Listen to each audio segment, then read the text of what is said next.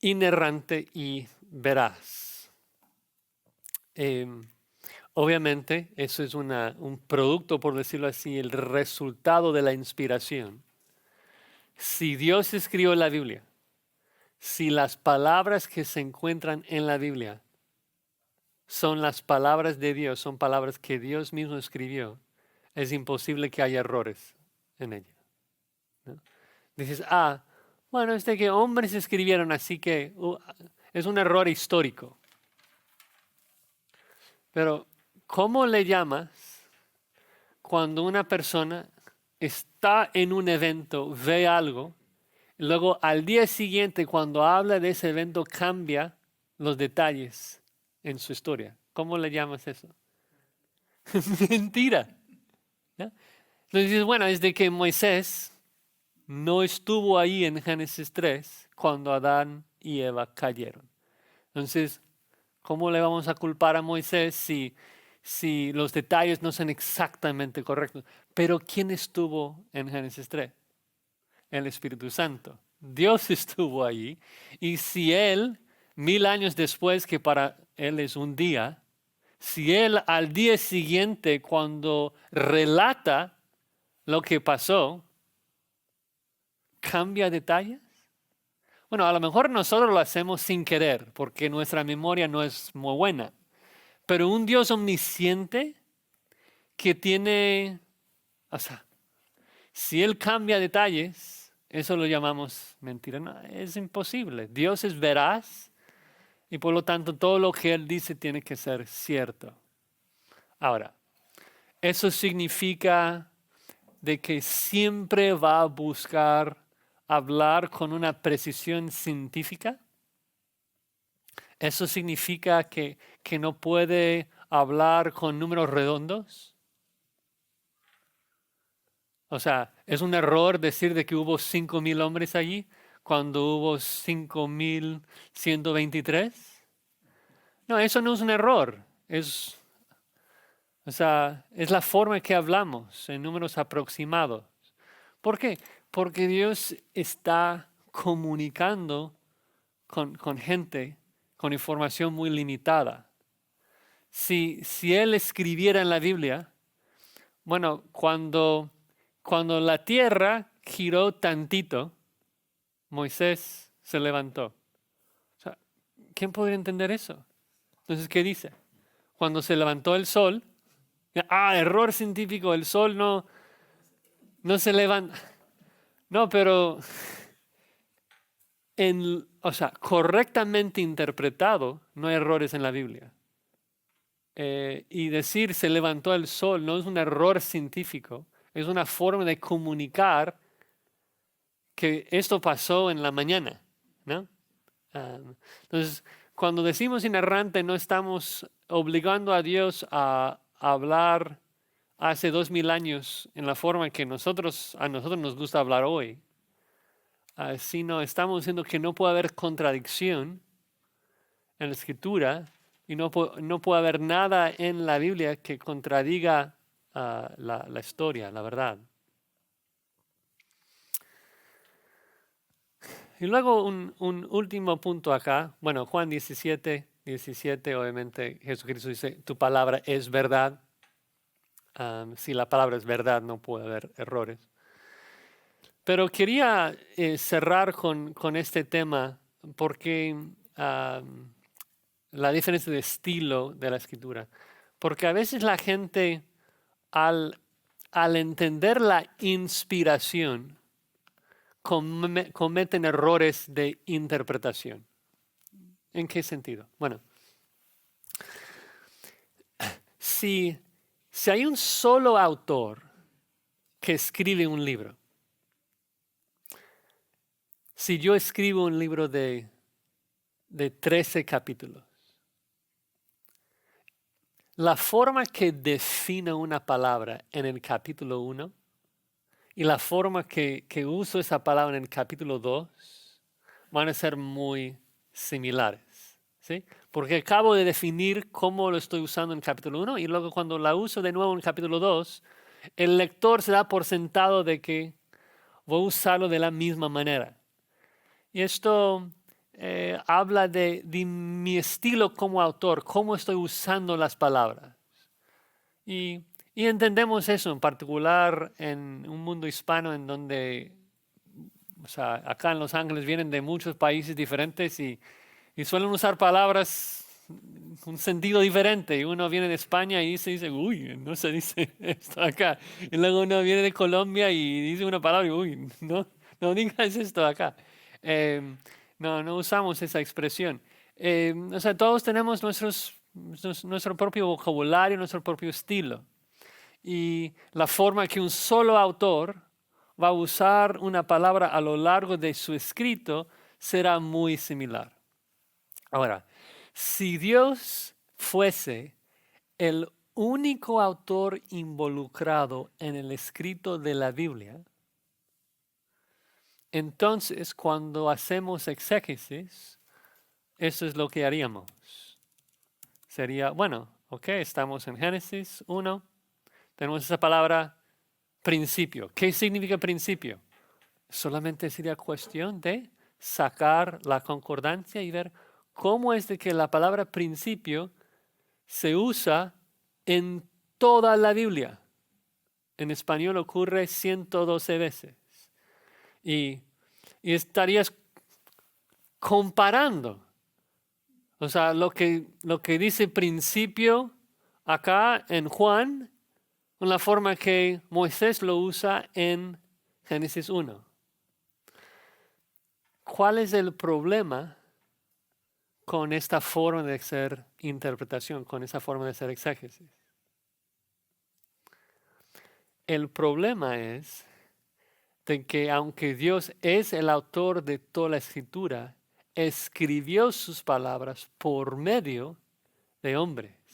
Y Él no anuló su propio estilo y vocabulario. ¿Sí?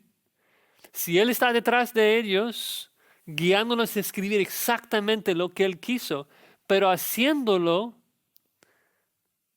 creo que en algunos casos, sin que ellos ni siquiera se den cuenta. ¿No? En el sentido de que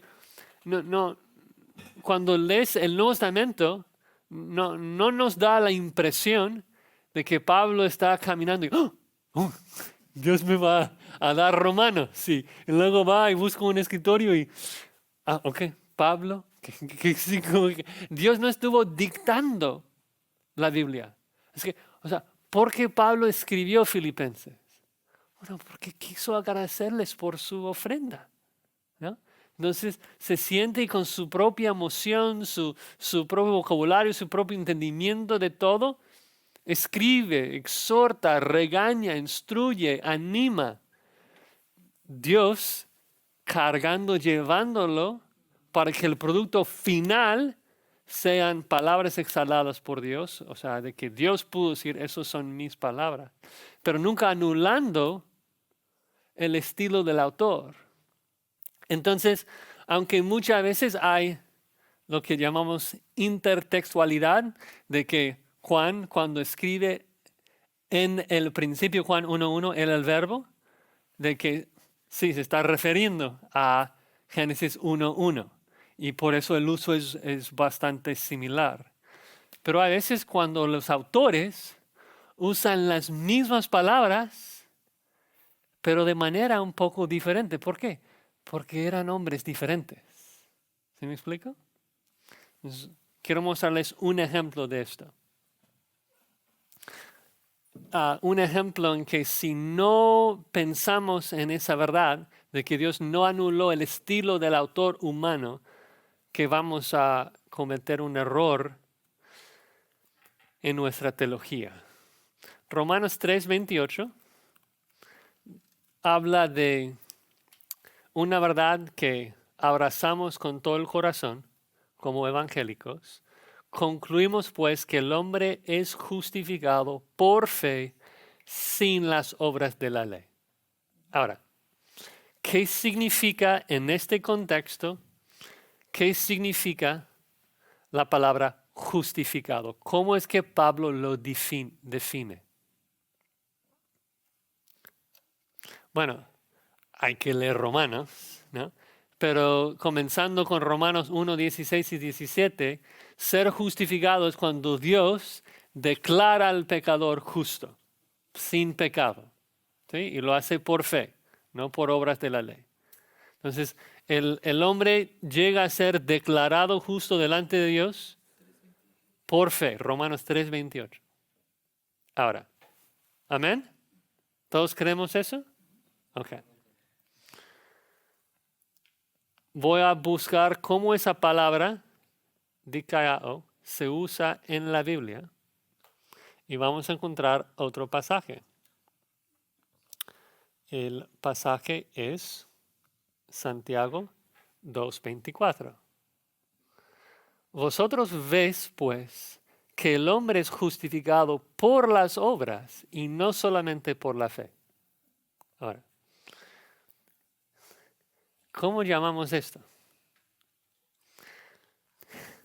Si esta afirmación estuviera dentro de Romanos 3, nosotros diríamos esto es una contradicción.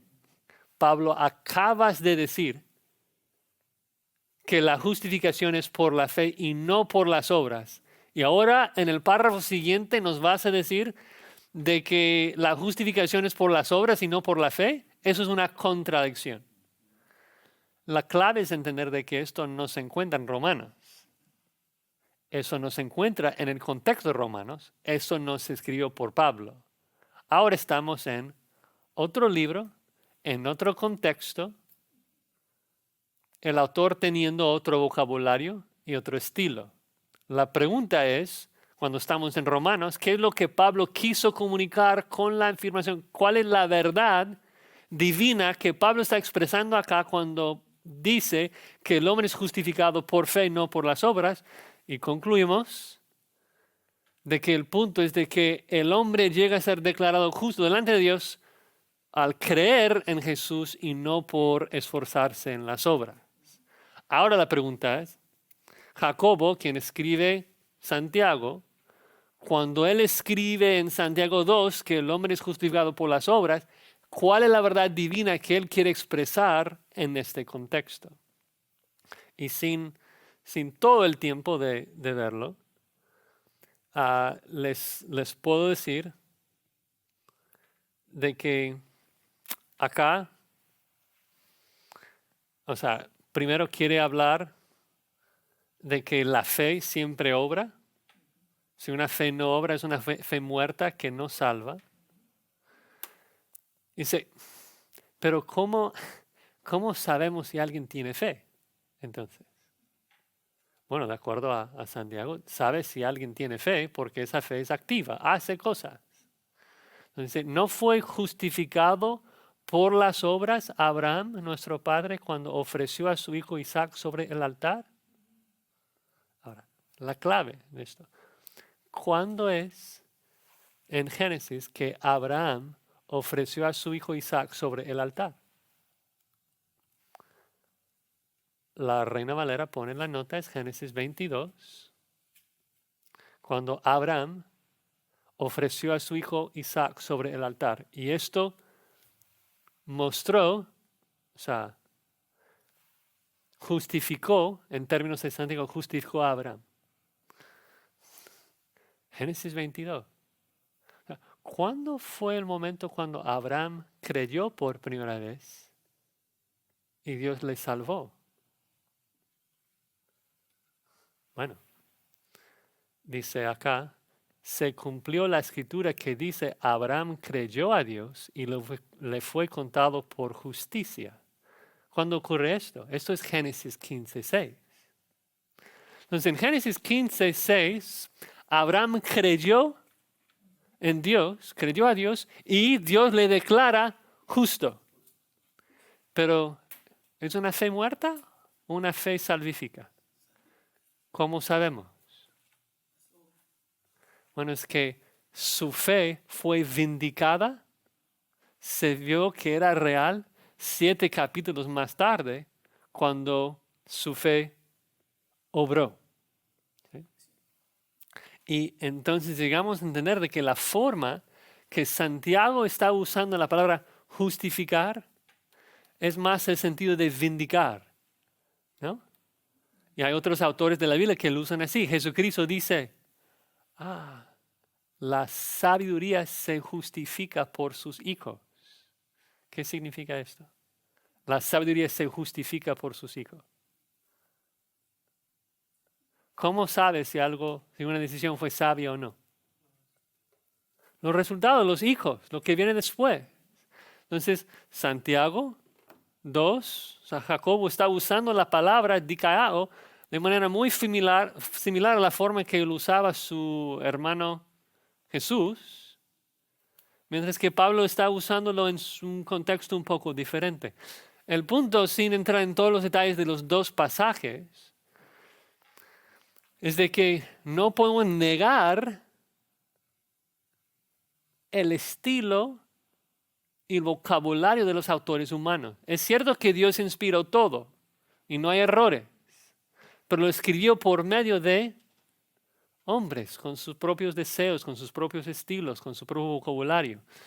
Y por eso regresamos a la manera que empezamos. Cuando hacemos teología, hermano, debemos poner la prioridad sobre la exégesis. Debemos ir a cada uno de esos pasajes para contestar la pregunta, ¿cómo es que el hombre llega a ser justificado? ¿Cómo llega a ser salvo? Bueno, tenemos que ir a Romanos 3 y hacer exégesis, ver el contexto, ver el flujo del argumento y sacar la idea. ¿Qué es lo que Pablo quiso comunicar a los romanos en este pasaje? Luego podemos ir con Santiago y decir, pareciera una contradicción, pero es porque todavía no lo he estudiado. Necesito entrar acá en el argumento, ver qué es lo que Santiago quiere comunicar. Y solamente después de hacer una buena exégesis en los dos pasajes, puedo ver cómo encajar los dos. Pablo está afirmando de que nuestras obras no aportan nada para nuestra justificación delante de Dios en el sentido de ser declarados justos. Santiago está afirmando lo mismo, de que la fe salva en la misma forma que salvó a Abraham. Abraham fue llamado justo por su fe, pero también está afirmando una verdad que Pablo resalta, es de que la única manera de saber si uno tiene fe es si persevera en las obras. Entonces la fe de Abraham fue vindicado o